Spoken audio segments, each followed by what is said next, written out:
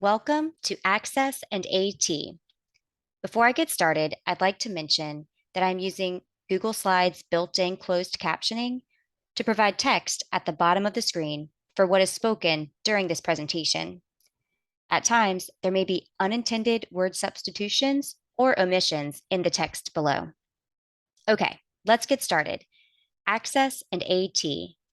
Let's begin with UDL supports. UDL stands for Universal Design for Learning. This is a philosophy that helps all students, both with and without disabilities, by using a variety of ways to present information. We no longer have classrooms that solely lecture. We don't target just one of the five senses. This philosophy provides flexibility, both in the ways that students access material and show what they know. A few examples of UDL and CMS include providing one-to-one devices and the rollout of Read and Write for Google Chrome. This is a Chrome extension with reading and writing support tools. This is paid for by CMS to support all students. Let's take a closer look at Read and Write. But before we do, know that some of the features or the visual look of the toolbar may change, but the overall support for literacy remains. For example, we no longer access the settings through this gear, but instead 3 dots. The toolbar has also continued to expand with more features. As technology improves, so will these supports. Okay, let's take a quick look at Read and Write. Hi there. Today we're going to see how Read and Write can help when you're using Google Docs or just browsing the internet. Okay, let's start by seeing what we can do in Google Docs. Here's the purple Read and Write icon at the top of your screen. Click on it and this toolbar appears. First of all, let's read some text out loud. Put the cursor anywhere you want. Click play and it starts reading like this. Honey is a kind of sugary syrup. And you can stop at any time. Pick a word, like this, and use the dictionary to explain what it means. And there's a picture dictionary right here too. Click on the prediction icon, and Read and Write will help you by guessing words that you're typing. Put your mouse over the suggested word to hear it read aloud. Insects. If that's the word you're looking for, click to insert it. Click here near the right of the toolbar to change settings if you want to. There are lots of different reading voices to choose from. And you can change reading speed if it's too fast or slow. You can hide the toolbar anytime you don't need it by clicking on the Read and Write icon again. Okay, Read and Write isn't just for Google Docs. You can use it when you're browsing web pages with Google Chrome too. Click the Read and Write logo in the address bar, right here, and the toolbar pops up. Most features are pretty similar to when you're using Google Docs. With reading aloud, this time you can hover over to hear the text. I had a chance to talk to the show's creator. You can stop reading anytime. The dictionary lets you look up what words mean and hear the definitions read aloud. Double-click to highlight a word and press the dictionary button to see what it means. Click on the dictionary to listen to it. Adjective, having life of vigor or spirit. And of course, there's a picture dictionary too. Double-click to highlight a word, then click right here to see images related to the word you've selected. This fact finder is really useful if you're doing homework or researching an assignment. Highlight a word and click here to see search results from Google. Thanks for watching! That was a nice quick overview of some of the features available through Read and Write. Now, let's take a broader look at technology. Technology is going to continue to change, and most devices have adjustable settings. Being able to tap into these settings can be a game changer for a student. For example, let's look at the iPad. It's chock full of accessibility options. Everything from just simply being able to change the display and text size to more advanced features like the use of assistive touch, which decreases the physical demands for the iPad's use. or the use of guided access to help a user stay inside a specific app. This can be particularly helpful for a student who might want to visit YouTube but needs to stay in a specific reading app. And we all know about Suri. She's a digital personal assistant who can help with anything from answering questions to checking emails. It's important to note that apps, sites, and software also offer adjustable settings at times. Windows devices also have adjustable settings that can be accessed through ease of access. The Chromebook settings can be changed under the accessibility area. Now, these settings and accessibility options in these devices and others not mentioned will continue to evolve and improve. The big takeaway is to check out the settings available.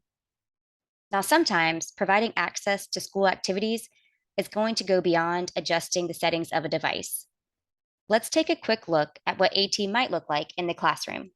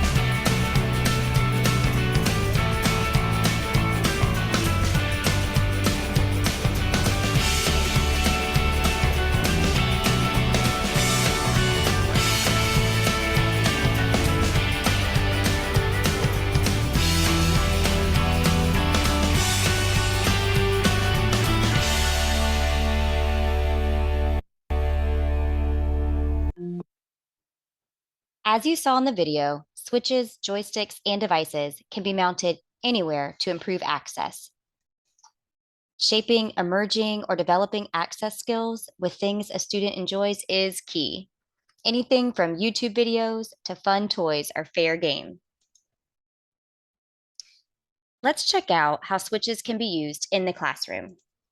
Okay. All right, we're gonna count our friends down. Wait for me to ask, okay? Wait a second. All right, we're gonna start with Farah. What number is Farah? Good. Thank you. Wait a second. Thank you. Thank you.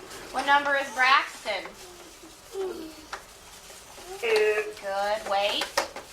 What number is Raymundo? 3. Good job. And what number are you? 4. Yes. Thank you so much. And thank you for waiting when I asked. That was so...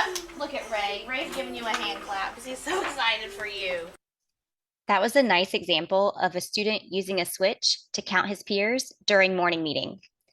The next example is of a student using a switch to make a choice for an art activity.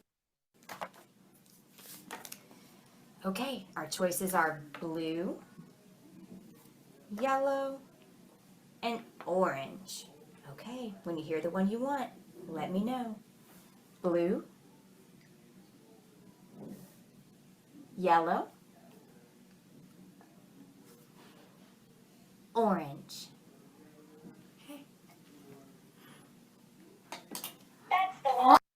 You could see that the student vocalized, started to move, and touched her switch to let us know that she wanted the color orange. Now, the third example is of a student helping to read with the repeated storyline. Brown bear, brown bear. Now, there's a switch right here behind the book you can't quite see that she's using to help read the book. I see a red bird looking at me. Red bird, what? Uh-oh, I need some help.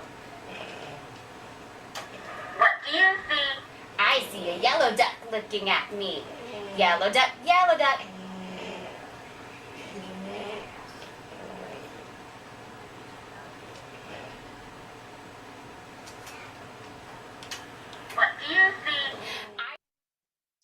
Now, these are just a few examples of how switches can be used in the classroom.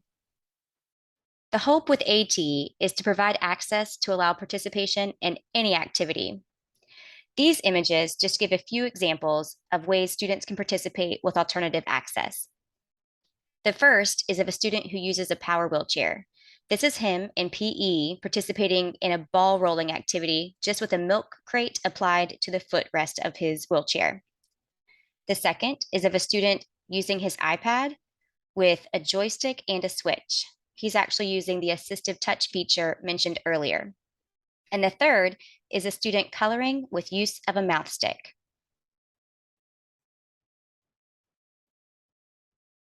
Now, access can change over time. This is a student who tried using a key guard, switches, and even eye gaze to access a communication device, and none of these options really worked for her. So in high school, she started to try and use her right foot. This is her in the very beginning with a joystick. Her shoe is off. She is playing a matching game on her communication device.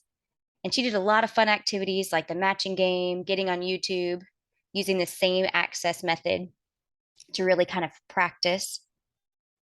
And she got so good at using her foot that she was able to have a joystick mounted to the right footrest of a power wheelchair so that she's able to independently and safely drive.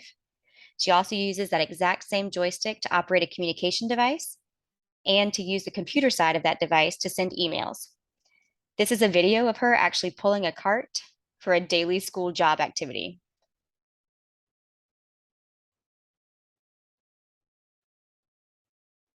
Now, access methods can be different in different locations. At home, she's not always using her chair, so she accesses her device with her toe. This is a video of her accessing YouTube. She's going to pull up an on-screen keyboard and do a YouTube search.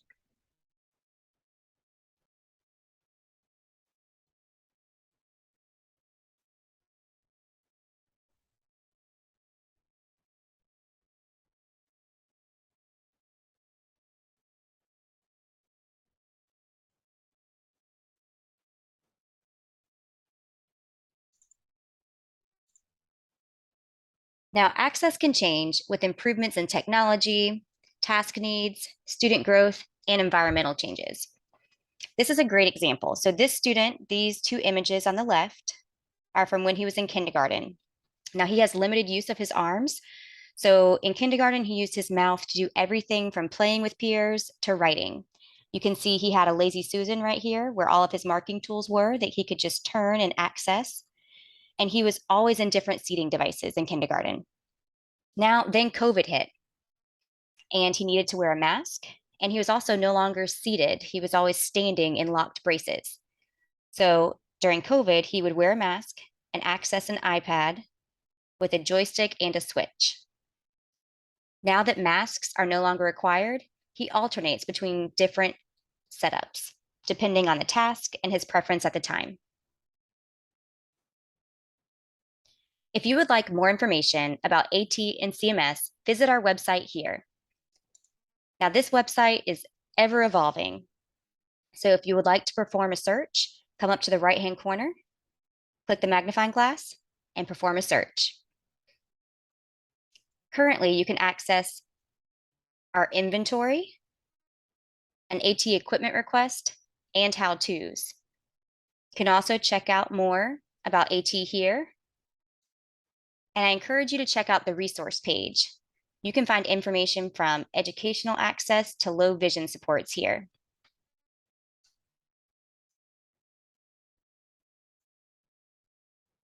If you would like EC support, check out the EC department list.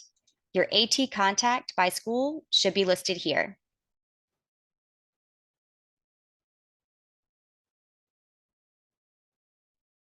Thank you for taking the time to see Access and AT in CMS.